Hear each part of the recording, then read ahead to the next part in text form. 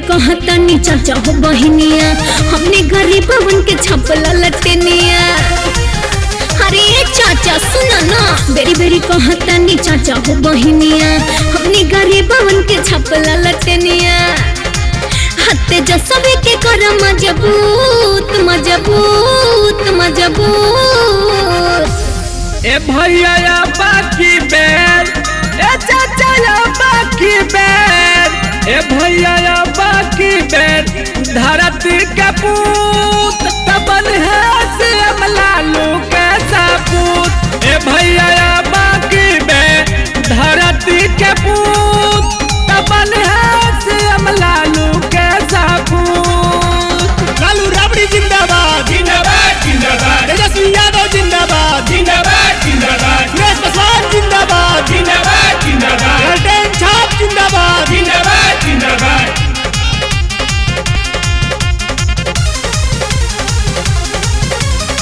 RJD party हम मजदूर किसान के विजयी बनाई जा सुरेश पासवान के, विजयी बनाई जा सुरेश पासवान के। आरजेडी पार्टी हम मजदूर किसान के विजयी बनाई जा सुरेश पासवान के। बनी हमने विधायक जुकूत जुकूत जुकूत।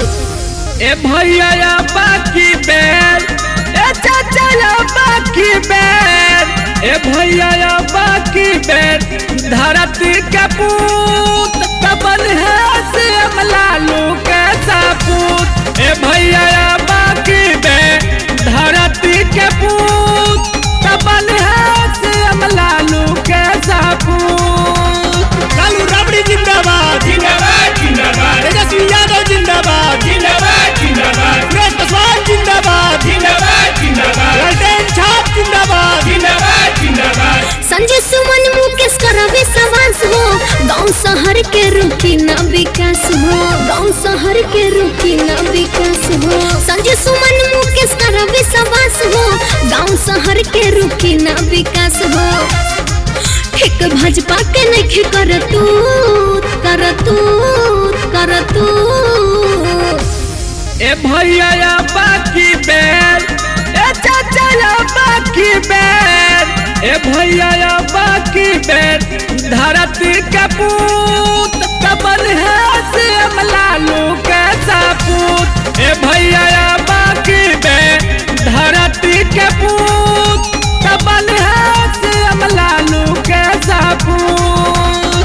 बेरी बेरी कहतानी चाचा हो बहनिया, हमने गरीबवन के छपला लटनिया।